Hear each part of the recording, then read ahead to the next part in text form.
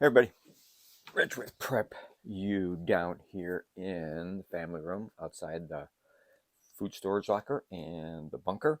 Anyhow, um, in today's video, I kind of wanted to go and take a look at a couple of the bags that we have. This one's the Bugout bag. It's a really great bag, originally purchased for uh, the Scouts when we would go down to the Keys to go sailing. But I also want to talk about a couple additions to your bag for your car, your winter vehicle kit, and just some extra things. Basically, I want to just hit some of the highlights of your bug out bag and then some items I want to go through that you may not have in your bag but are really good. Some of them, actually, we used to carry them in our kits on the ambulance because they worked real well. Um, but let's get into it. Bug out bag. Everybody needs some kind of a bug out bag, and you should really have it set up so you have a main bug out bag, and this is like your entire family can use. Then you would want to have your individual bug out bags because otherwise the bag is just going to be too big. I mean, kids can get, depending on the age of the kids can carry their own backpacks. They carry backpacks to school. You don't have to give them a lot of weight. You know what your kids can handle. One kid that's 6 is totally different than another kid that's 6. I think about our granddaughter and her classmates. She's actually in kindergarten, but the size difference and how strong our granddaughter is compared to some of the other girls and even some of the other boys that are smaller. Um, be surprised with these girls, these young girls, the strength they have in them. But anyhow, I digress. Backpacks for individual people, but your main backpack, um, and you want it accessible. You don't want it all messed up. You don't want it hard to get to. And what I do with a backpack, right off the top, everything that's in the backpack is on a list. So all you have to do is when you pull out your list, and this is set up with individual bags, like bag 1, 2, 3, 4, and 5, and there's different items that I have in just inside the bag.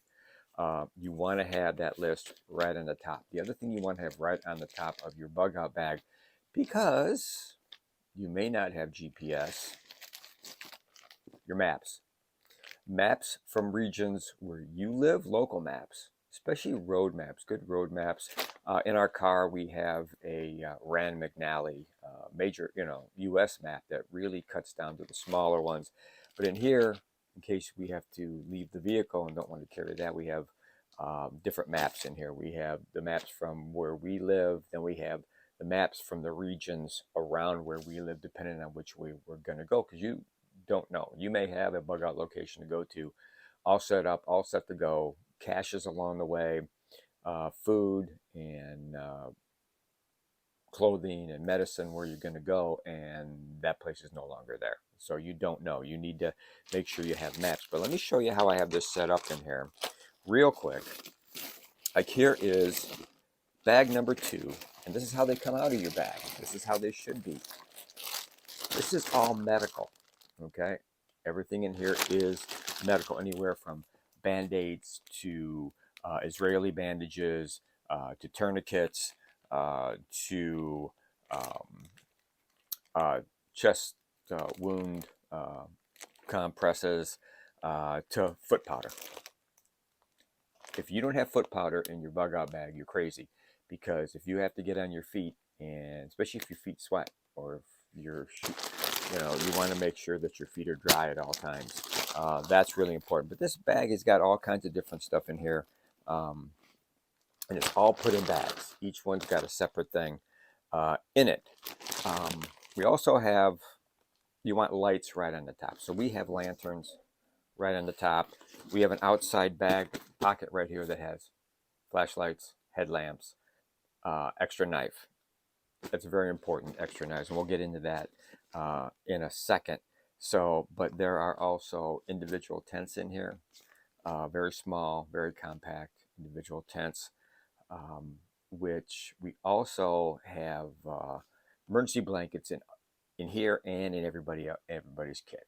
Okay, you can't guarantee you're all going to stay together. Also, let the people know that you have these, your wife, your kids, and stuff like that. So that's available. Something else that I like to have in the bug out bag. A lot of people talk about paracord. Paracord's great. You should have 100 feet of it, at least minimum 100 feet of paracord. I also like a little bit larger rope. These just get put on the top. Straps come across. I don't try to put these inside. These are nice. These are great for perimeters. They're also nice for stringing between trees and putting tarps up for shelter. You're going to have your tents, but you want to eat under something also. You want to have kind of a tarped shelter area for cooking. So that's what those are great for. Tie them really tight between the trees. And then there's a package of carabiners in here also. Something else that you should definitely carry with you is a fishing kit. Fishing kit's really important. And I'll show you what we got here. We have a video more explaining this bag. We also have a video specifically on emergency fishing kits. But you can see, we'll open it up. You can see right here, these are actually fishing reels, okay? And it's a mechanical fishing reel. It's from the Fisher Company, made in America. It's called the Yo-Yo reel. You should have a couple of these in there for fishing. Also, something that everybody forgets about. You think, oh, okay, you know, I got hooks, I got leaders, I got line, I got a reel, I've got, you know, extra wire, I have, you know, knife. You want to make sure you have a fillet knife. But one thing everybody always forgets about, and if you didn't forget about it when you put together your fishing kit, I commend you. And that is right here, scaler. Have a scaler. Now, if you're crafty like my father was, what he did is he took a piece of wood, a flat piece of wood, and he took a bottle cap off of a bottle of Pepsi or Mountain Dew or whatever, and then he just nailed it to that piece of wood, and it automatically becomes a great little fish scaler. So you don't have to go out and pay money, probably $2, $3, you know, somewhere. But you can see in here, there's also lures and bobbers and extra knives. I have extra knives every bag. There's at least a knife and a flashlight, headlamp, or lantern in every bag we have. You can't have enough, plus batteries. And I have several knife sharpeners. There's one knife sharpener in here. There's one knife sharpener in my main backpack. I'll put this off to the side for right now. But some of the other things that you might not have in your bug out bag that you might want to use. Wire ties. Wire ties are nice. I prefer zip ties, all different sizes, because they come in so handy. We go back to the whole tarp idea. Zip ties are perfect for zip tying that tarp in place. Bags. And when I talk about bags, I'm talking about garbage bags, gallon Ziploc bags, quart Ziploc bags. Those are the kind of bags that you want. You know, another good bag to have, which is really good, is pet waste bags. Now, obviously, you can tell we have a Shiloh's right here, and we have a pet, so we have plenty of those. But I have a couple in here. Shiloh also has his own backpack. That's something you have to remember about your pet. Don't leave your pet behind. That pisses me off. Bring your pet. Make sure your pet has everything it needs in their bag. There's definitely videos on supplies for your pets. You want to have a couple different tools in your backpack. Obviously, in your vehicle, you have a complete toolkit in your vehicle. But one of the things that people forget to put in their toolkit is an awl, AWL, for making holes. Okay. For making holes in leather, for making holes in fabric. It's good. You can heat it up and make and burn a hole through wood if you need to. But that's really important. Here's a couple things that you girls will probably have, but as a guy, I didn't even think about. Hairband. For those of you girls that have long ponytails, you got those cool little bands. Those things are great. They're very stretchy. They're very they're hard to destroy. They really are, and they're really good. There's also the ones that are about this big and they're curly Q, plastic.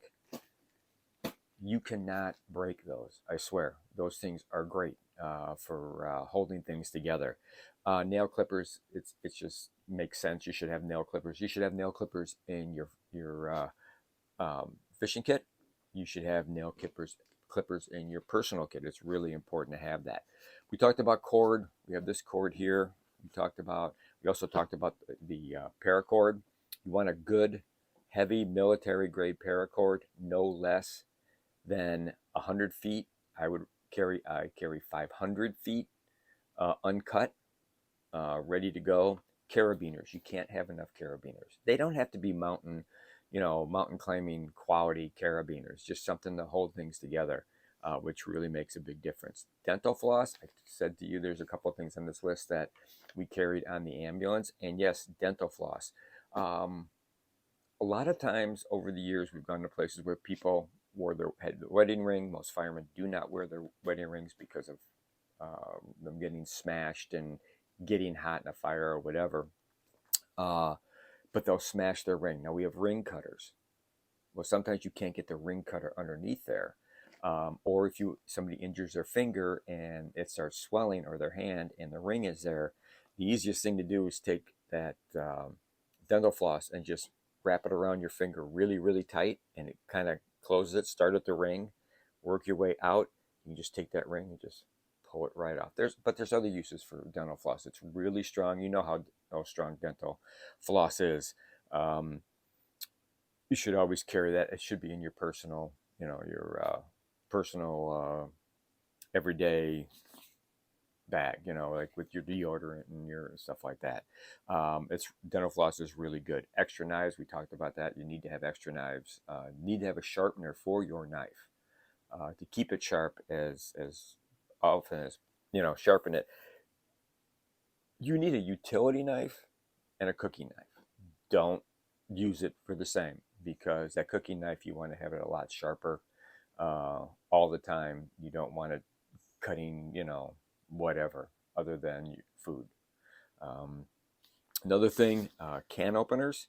I carry several P38 military can openers, which is really nice to have. They're very small. Gosh, they're about that big.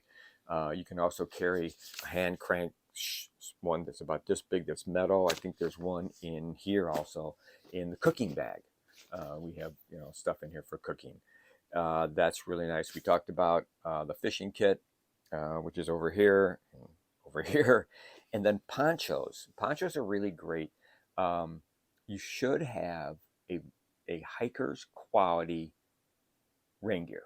Okay, everybody should have hiker's quality rain gear, because you're going to be carrying a backpack.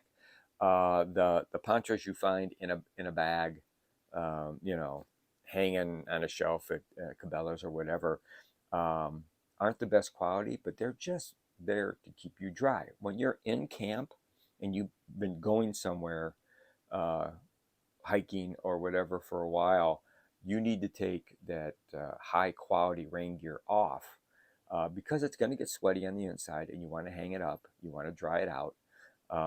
But if it's still raining or snowing or whatever, a decent poncho is going to keep you dry.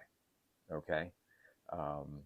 Obviously, you want extra socks. I carry extra socks. Thank goodness they don't smell, but they sweat, so I change my socks a lot. But these are some of the things that you want to make sure that you have in your bug out bag. All right, that's what I wanted to talk about bug out bags, and they should be available at all the time. We were out to dinner, and the question was with another couple, and it was, if you only had 30 seconds, what would you grab to get out of your house and escape? And I said, the bags that I already have packed by in the basement, under the stairs by the back door. There's 5 of them, and they looked at me, and I started showing them pictures, and of course they were impressed. I was impressed. They're really nice to have. So, pictures, I mean, you're gonna, if you lose pictures and all that other kind of stuff, maybe today it isn't as bad as it used to be, like old wedding pictures and stuff like that.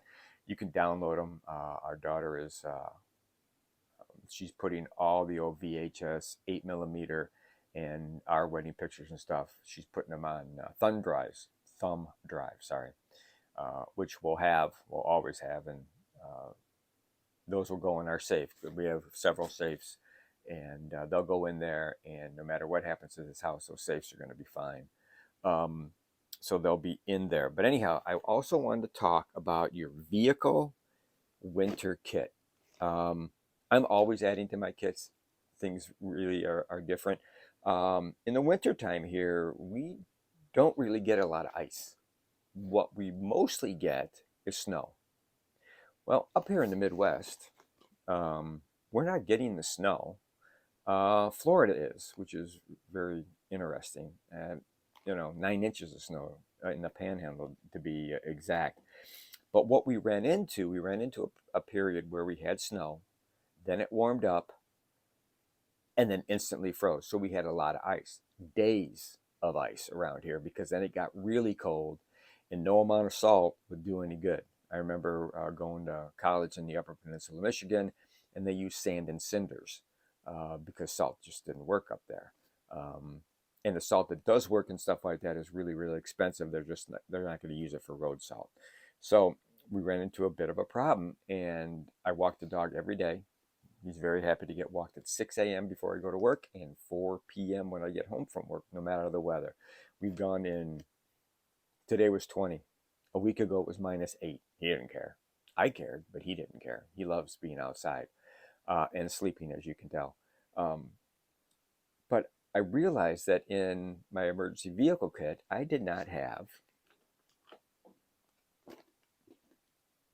ice cleats. These are very simple ice cleats. They're marked toe and heel. It just goes on your shoe. And I wore these when I took them for a walk because it was quite slippery. There were areas that was black ice and sheer ice, and I ended up walking in the grass, obviously, but you don't want to walk in the grass too much because then you get full of snow. But these come in handy. But what I realized is these work really nice, but they're not aggressive enough. So went online and I picked up these, and these are they come in a bag, and I'll show you, you'll see why they come in a bag. These are basically high grade, very good, very sharp ice spikes for your shoes. And basically you can see, I think you can see on there, you can see how they go on the shoe. But I purchased these to go on shoes, and I know that no matter what kind of ice you have, you're going to be able to get through this ice. These are basically, they call them crampons. They just hook onto your shoe. They're very easy to put on, basically, and you get a pair of them. But these are in my emergency road kit now. Emergency vehicle kit, not road kit. I keep the aggressive ones in the vehicle, and I keep the other ones available to go for a walk. We also got a few extra things in the last video. If you saw them, we had emergency lights, which are nice to have. You should have emergency lights in your car, not flares. I don't even know if you can buy flares anymore. They were always rather dangerous working on the highway and wrecks in the winter or at night with road flares. So, but that's all I wanted to talk about today.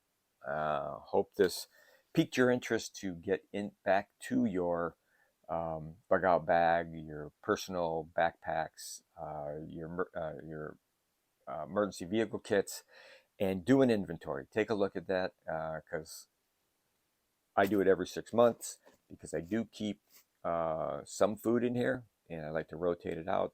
The dog's kit, we rotate his food out, and you never know. There was that one video where I showed you where one of our ice packs, cold packs, decided to leak, and it leaked all over the inside of the bag. So you always want to make sure that you check your stuff. So that's it. Hope you enjoyed the video, and hope you have a good day. And like we always say, thank you to our subscribers. We really, really appreciate you. We hope you pass this on to other friends of yours. Please comment. It helps us with the algorithms, and we get more exposure of our channel. What I'm going to do is I will put the list here on our Facebook page, and it'll be a nice little list there of things you might have forgotten to put in your bug out bag. And as we always end our video, is always be aware of your surroundings no matter where you're at. Always have enough food, medicine, water, ammunition, whether you shelter in place or if you have to bug out, to take with. And please prep like your life depends on it, because it really does. So thank you very much. And tech savvy me, I'm going to have to get up and turn the video off. So thanks a lot. Appreciate it.